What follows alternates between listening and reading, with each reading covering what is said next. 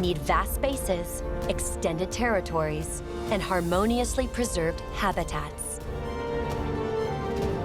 Man's relentless encroachment on the land has fragmented these territories and broken the natural passages that species use to move around.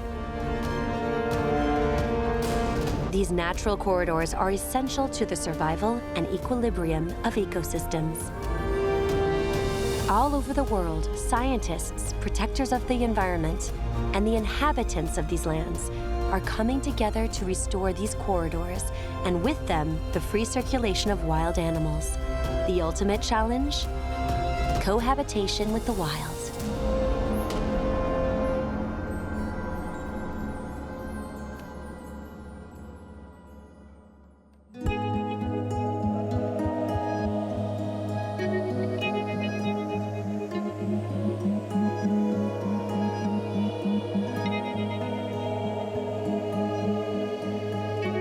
In Africa, in northwest Namibia, life is a daily struggle.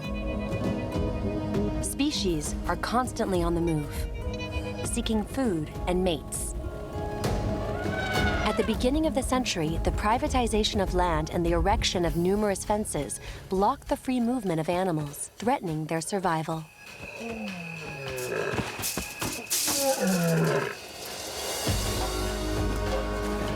But some of the men and women who live in this vast territory, conscious of the importance of preserving wildlife, took up the challenge of removing the barriers, agreeing to manage any resulting conflict with villagers.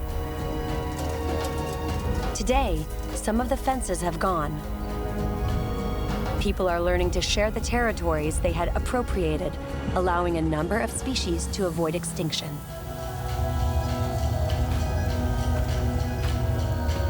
One animal is emblematic of this renewal, the desert lion. 30 years ago, there were just 20 of them left. Now, their number has increased sevenfold. The hope for a new equilibrium is born, but remains fragile, and this victory is an everyday struggle. There are still hundreds of miles of fences to bring down. Animals that are on the other side of the fence are not allowed to come through. Boas Hambo has roamed these open spaces since he was a child, first as a herder, then as a ranger and guide. I want animals to move freely because it may rain this side, and elephants or rhino or lions or most games are on the other side. And those animals will die of hunger while the rain is this side. So what is the point of having this?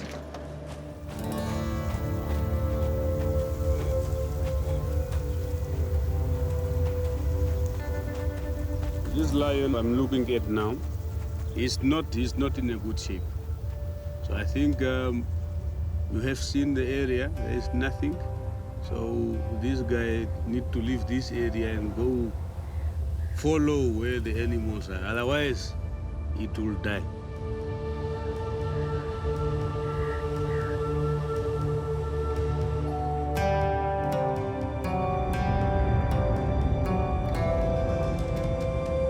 The northwest of Namibia is home to 2/3 of the country's wild fauna.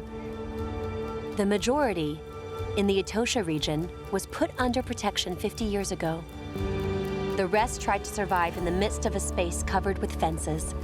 The animals were no longer able to access the rivers that run all the way to the coast, known as the Skeleton Coast, another area rich in biodiversity.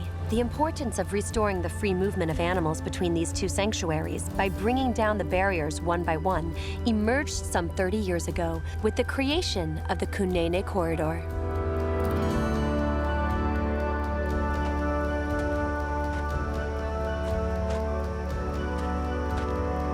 This 400-kilometer-long, 200-kilometer-wide territory consists in the east of the Etosha salt pans. High, arid plateaus in the center, sparsely populated by 100,000 villagers, breeders, and farmers. and in the west of the wild shores of the Skeleton Coast.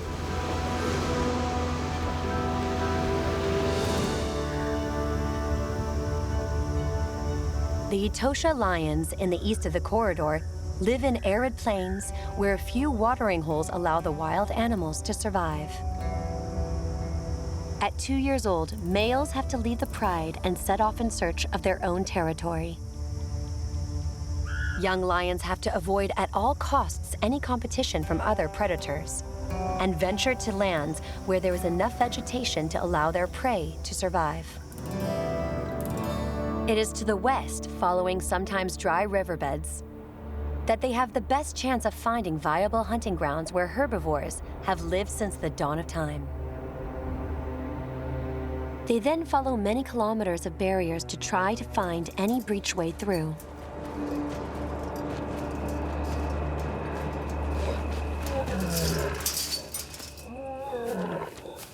The beginning of a new life in the Kunene corridor.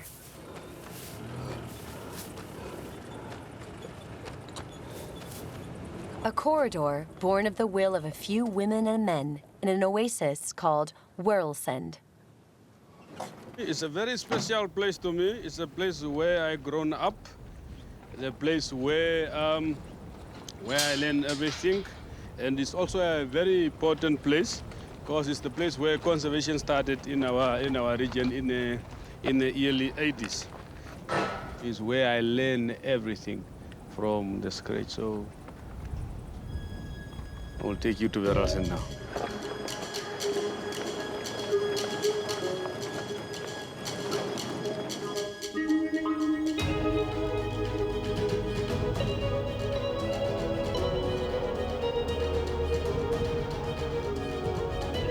The first person to realize 40 years ago that safeguarding the fauna was dependent on its freedom of movement for food and reproduction was a highly respected man named Garth Owen Smith. When I came here, I used to assist the old man. I used to call him the old man, Garth Owen Smith. He was one of the guys who came with an idea of conserving wildlife so that our future generation can also have access to see the animals in our area. So I was with the old man till the last day he passed away. So he was everything. And we are going to take a very long time to get a replacement for him, somebody who will be like him.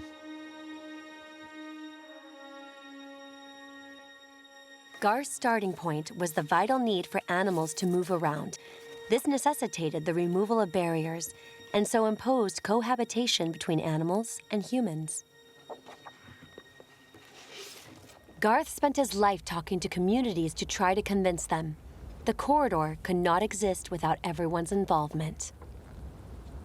He was just like a black man, so there were no difference between the black man and Garth. Like, I mean, he was just carrying that white skin, so he was not a white man.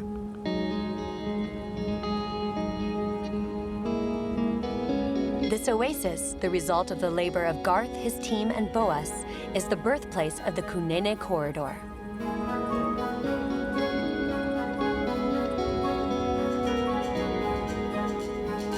Garth's resting place has become a pilgrimage site for nature's defenders. His dream of a corridor and the cohabitation of desert lions and humans keeps on growing in the hands of others.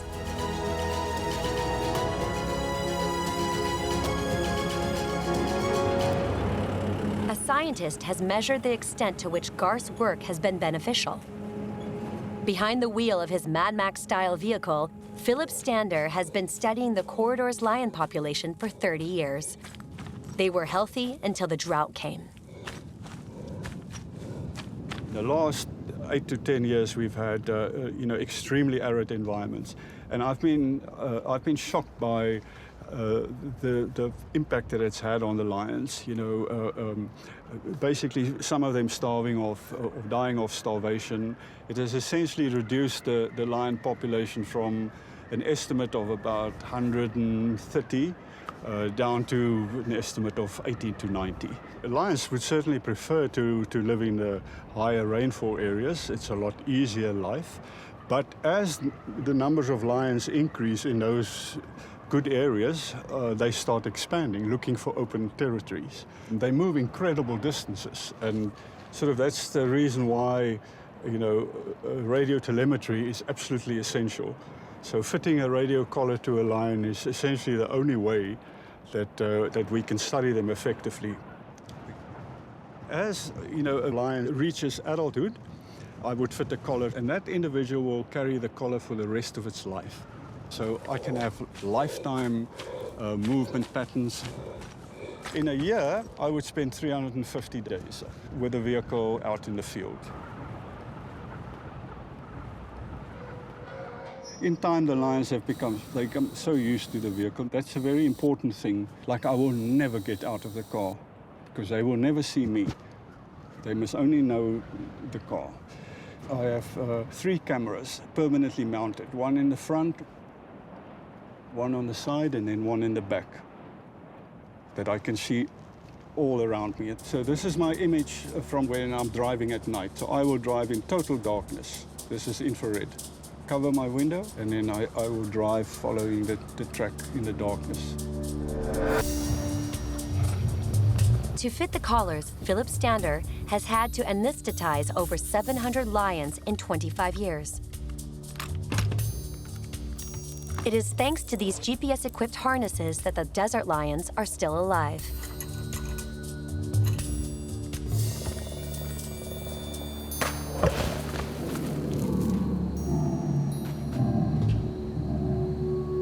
The collars do not just track their movements, but also localize them so that the population can be warned of their presence to ensure the cohabitation is successful.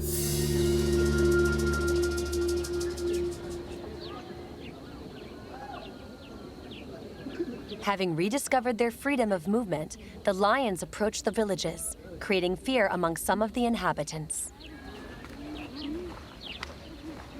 At Eyirovepuka, on the edge of the Etosha National Park, it is the school children who are behind protective barriers, under the supervision of director Kemerika Johannes.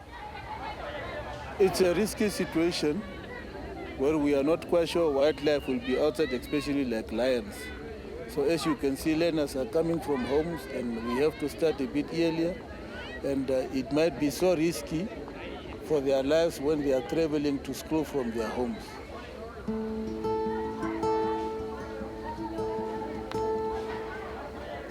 Then we have to balance our life. Fear is there, the beautiful of animals is also there.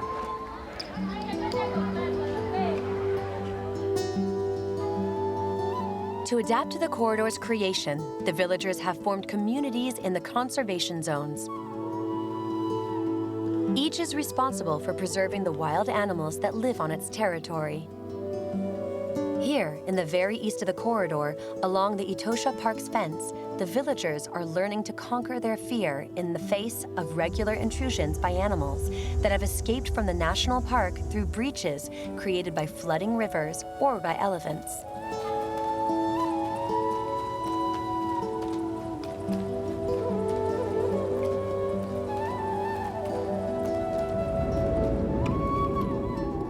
Chava Chijaura, who is in charge of this conservation zone, is convinced of the corridor's usefulness and sees it as a boon for her community. The lion, once it cannot hunt anymore in the park, then it will come hunt outside of the park, which is now in the conservancy area. It's just like a visiting, paying a visit. It's normal, just like us human beings. And if we have a herd of cattle that is maybe being eaten by a lion, you have to accept because you took the land that they occupied. So they are taking some of your stock that you are heading there. We have to know that that's how life is. You give and you take. You take the land, then they take some of your livestock. So don't worry. Chava feels that women have a greater sensibility when it comes to protection and preservation and wants to use this asset. I have started an initiative along with other women in Kunene region. We call it Women for Conservation. We are trying to be a zebra style, which is 50-50 men and women in leadership of conservation, because as women, we also want to be leaders as men. Chava is from the Herero ethnic group, who have been breeders for generations, and she regularly discusses issues with Naftali, the government agent. Together, they chair meetings regarding the management of the corridor. We are here and we are discussing issues of human-wildlife conflict. The population of people is increasing, the populations of wildlife is increasing, and the space where we are supposed to live is shrinking. So where there is human and wildlife, there will always be conflict. But it's also the same as human. Where there is two different human beings, there's always a bit of conflict.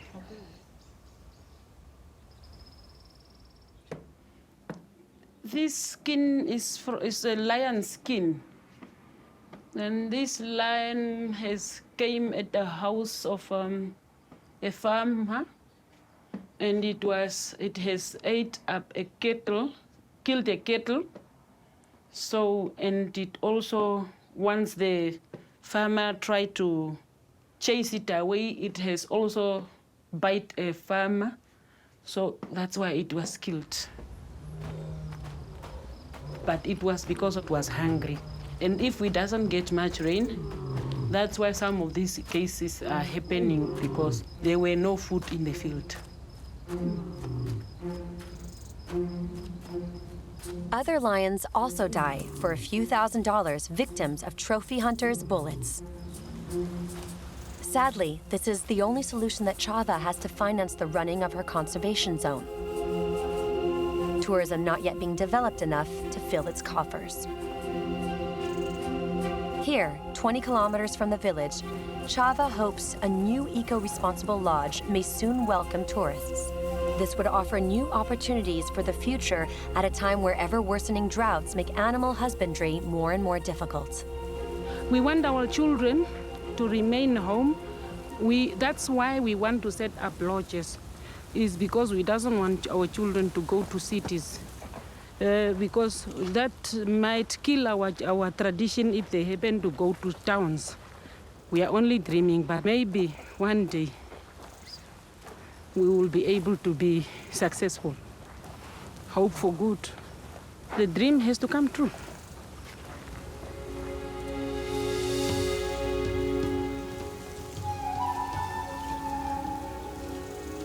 Once we've got a lodge where we can generate income, we will do away with trophy hunting, because it's not good to kill.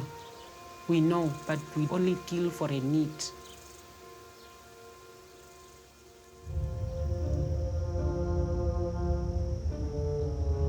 Reconciling the needs of humans and animals is the corridor's greatest challenge. Lions that have escaped from Etosha head off in search of food. They cover up to 70 kilometers per day and find new territories in the west where giraffes are plentiful. These large mammals are more impervious to drought, as they can make do with the moisture in the leaves they chew. This young desert lioness seems to have found somewhere that she can satisfy her dietary requirements. She has to eat around 40 kilograms of meat per week.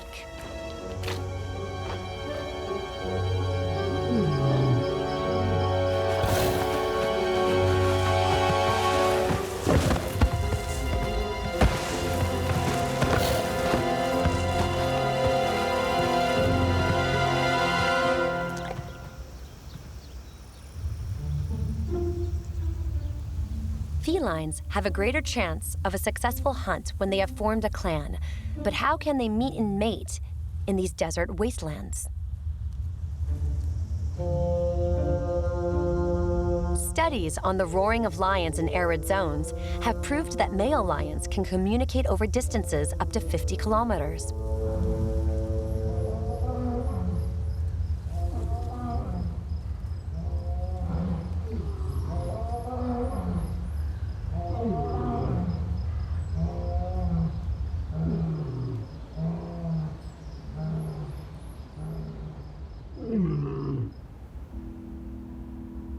The corridor provides the lions with an ideal space.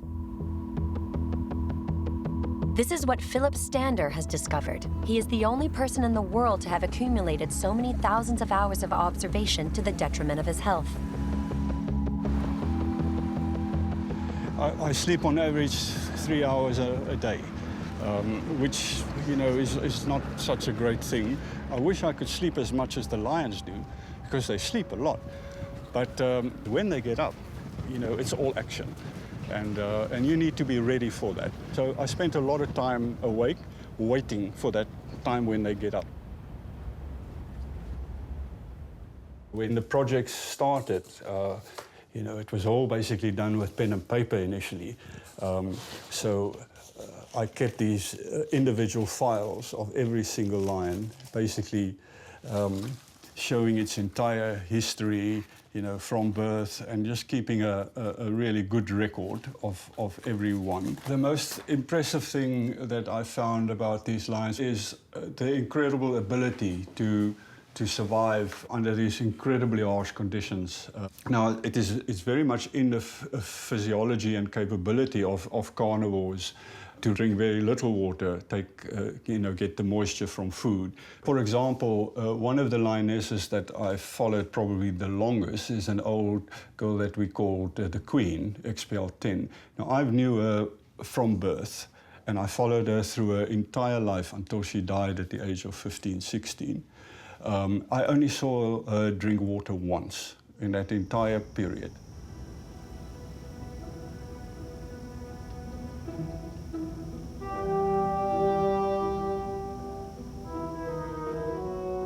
The corridor idea, linking Etosha up with the desert Skeleton Coast Park area, is a marvelous concept. But when you have periods of drought, it increases the amount and the level of interaction between people and wildlife, and therefore also the increased level of conflict.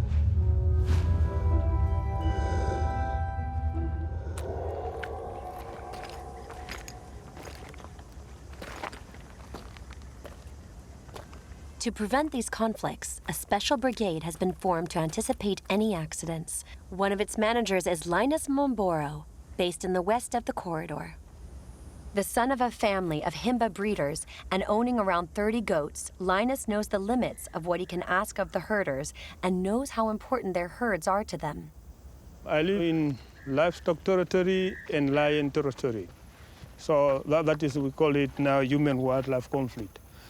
So if farmers are killing lions, so where can my daughter's doctor, how can they get even to see, where can they see lions if there is no more lions in the area? So, and then if all the farmers or conservancy members understand what does the word calendar mean, is the time when you get something in place. My job is to work as a human wildlife support unit team. You see those mountains?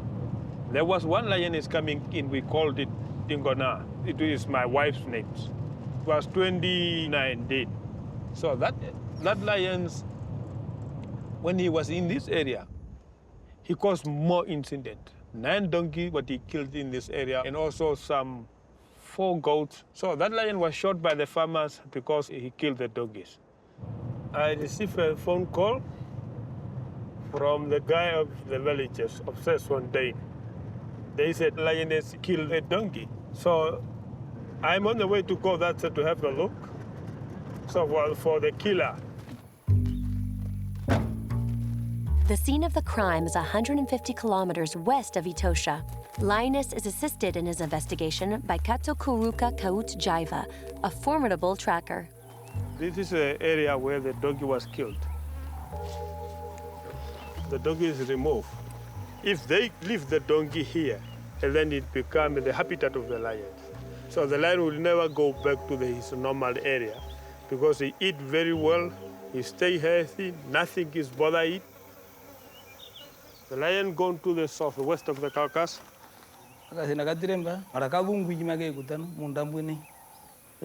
They was running, lion and the donkey. This is a lion track. So this one is a donkey track. We know this is a colored lion. We know him very well since almost now 6 years. So it's albino, Munia, XPR 131. He's started by a Philip Stander. He's the only male in the pride. So farmers are reporting to me, and then I help them also to take it forward, further to the ministry or either to the conservancies for compensation. So, but last year only it was 286 people are calling me about the incident.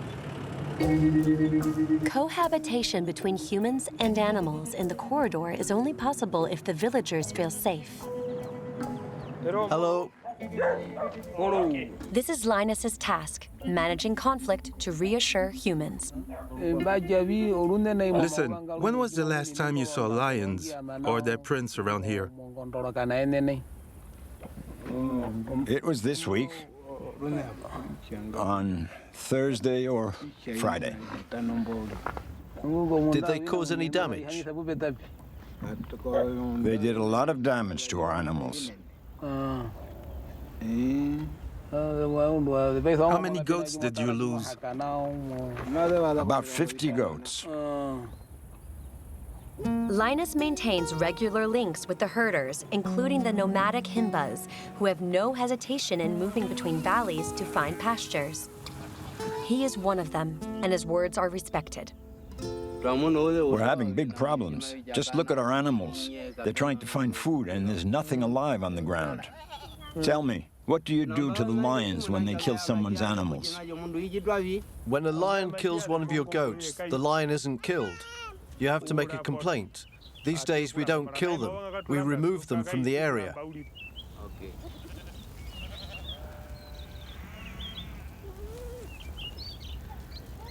This change in attitude towards lions means keeping the herd in an enclosure at night when the predator is hunting, although this rustic protection is not 100% effective.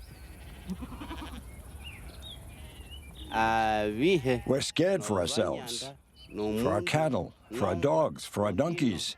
There's nothing they won't eat. So we don't want those creatures at all.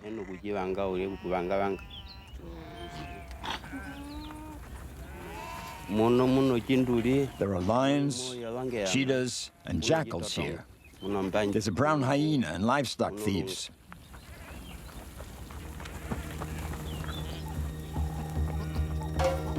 The herders are gradually agreeing to change their habits and only let their livestock out in the daytime when the lions are generally sleeping.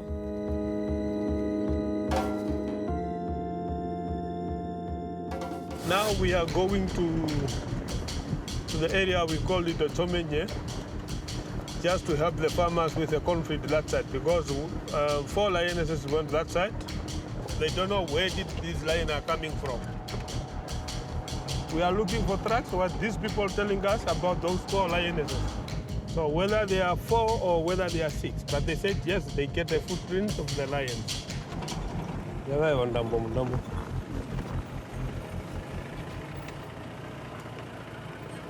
So I see 1 tracks of lion here. So, but here there are 2 and 3, 4. This one is a female one.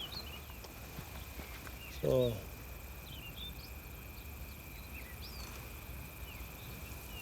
the male one is bigger than the female one. So it means all 4 lions come that side.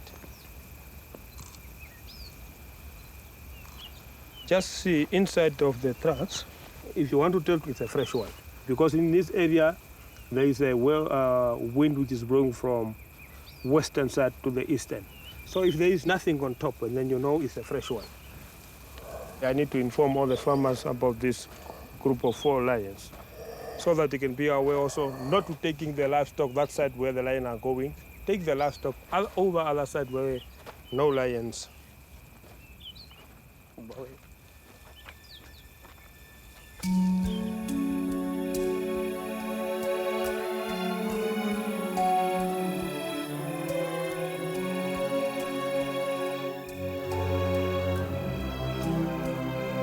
The desert lions' comings and goings in the corridor mean Linus and his teams have to set up camp in different places depending on alarm calls. They train the herders in sometimes unusual prevention techniques.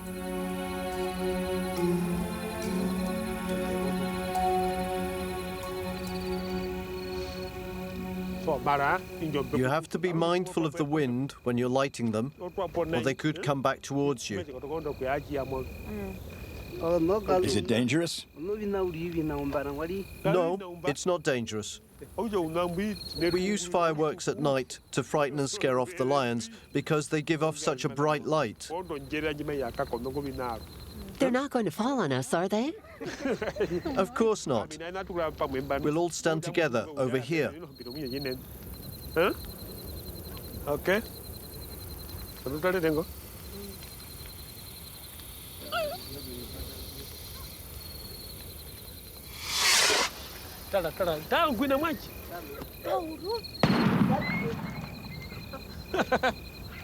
The goats are running away.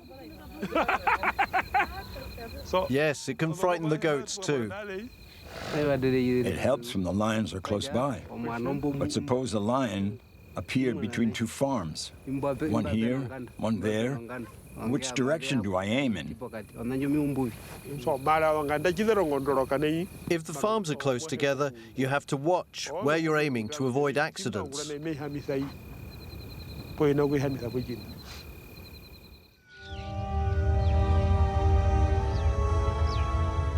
Having hunted all night, the lions go to sleep for the rest of the day, leaving the herders in peace.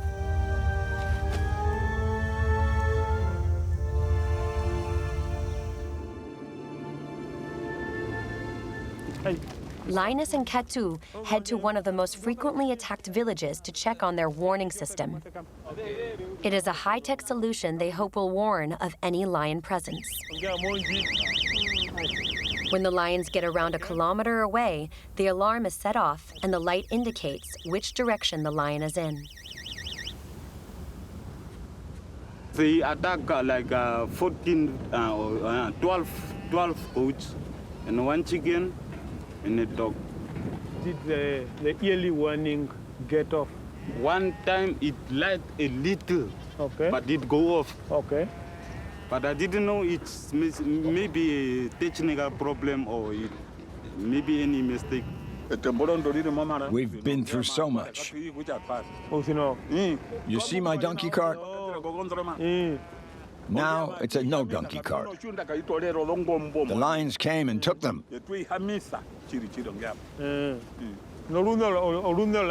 When was the last time you suffered so much damage? The last incident was a week ago. In that house, before they had an enclosure.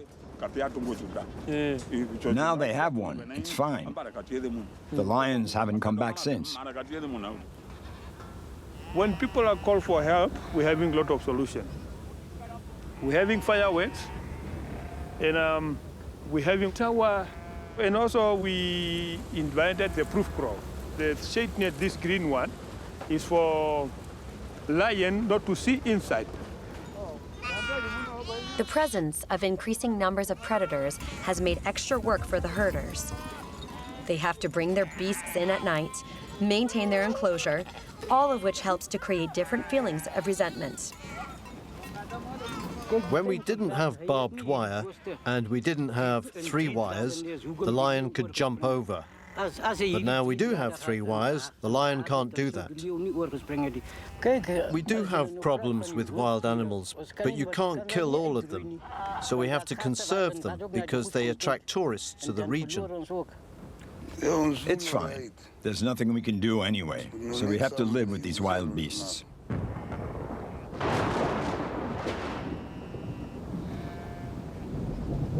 A miracle, the very thing the villagers no longer dared to hope for, rain, and with it, the hope of tension subsiding.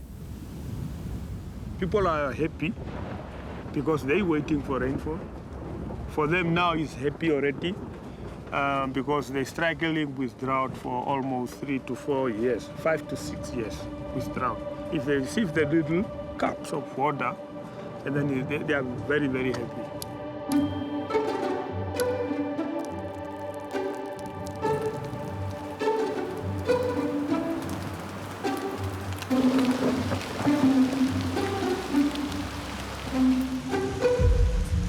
The rains have a huge impact on life in the corridor. They arrive from the east, feeding the ephemeral rivers that the herbivores can now follow without being stopped by kilometers of barriers. This is a boon for the desert lions, who no longer struggle to find food.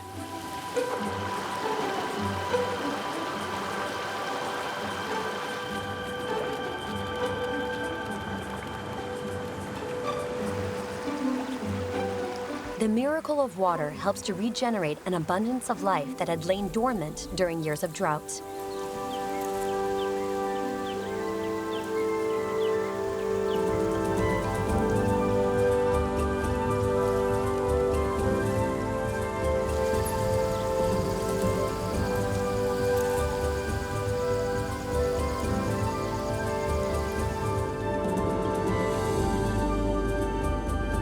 The water transforms the landscape and allows the lions to venture even further, followed by the tireless Philip Stander.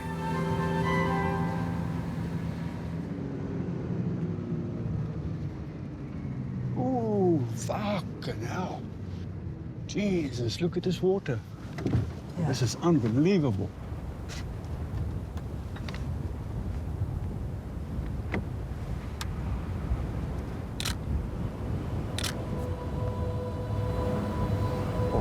This is really quite unbelievable.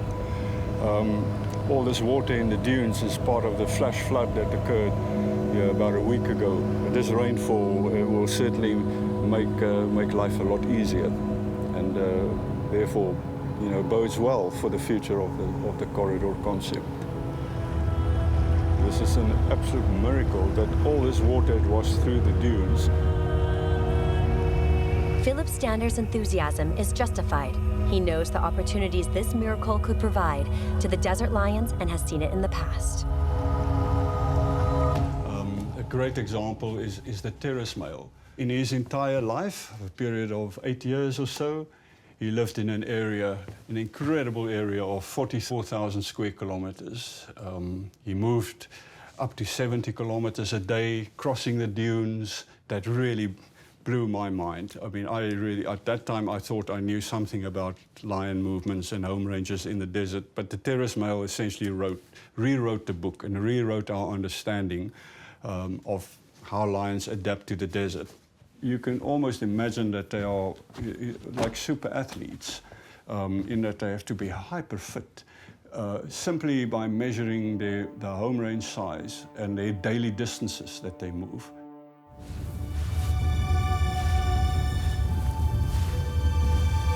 The flood has allowed the lions to venture to the far west of the corridor and discover the oasis hidden in the line of dunes along the Atlantic Ocean.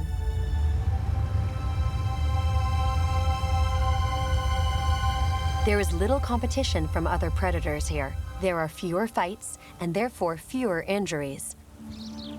This has allowed the desert lions to break all longevity records, living up to 18 years as opposed to 14 elsewhere.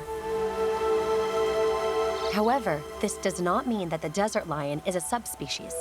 Genetic data demonstrates this clearly. They have just adapted brilliantly to the spaces the corridors has to offer. Following the trail of water and prey, the young lions and lionesses reach the Skeleton Coast at the end of the corridor, where there are colonies of sea lions. A potential source of food, always available, even in times of drought in the corridor.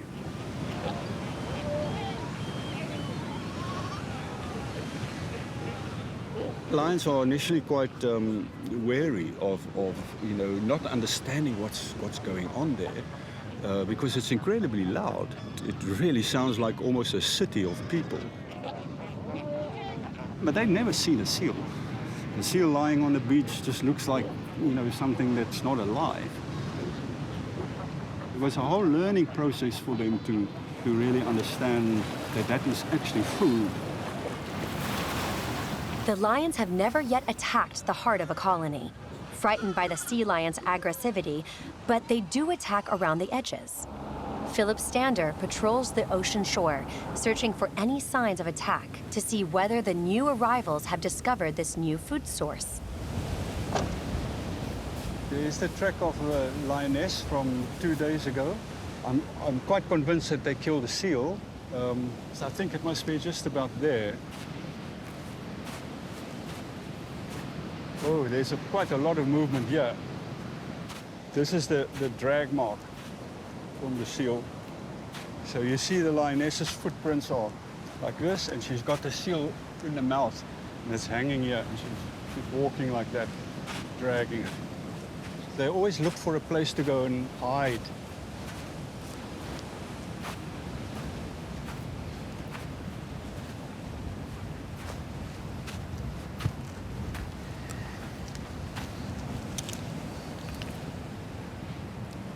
The seals have replaced the need for them to move and kill livestock. So it's a fantastic alternative for them because it certainly has helped them tremendously through the drought and through the difficult periods. Coastal element will basically reduce the level of conflict between lions and people. So we are hoping that that information, that culture, can spread amongst the whole lion population.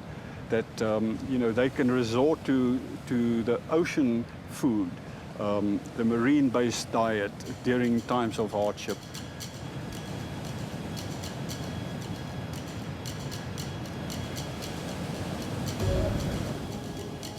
This is a fantastic development because it adds to the whole corridor and it expands the area that the lions can live in.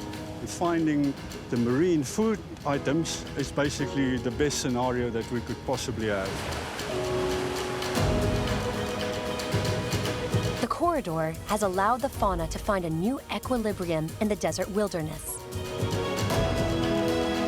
And it is thanks to the hard work of a few men and women that this cohabitation with the wild world has become a possibility.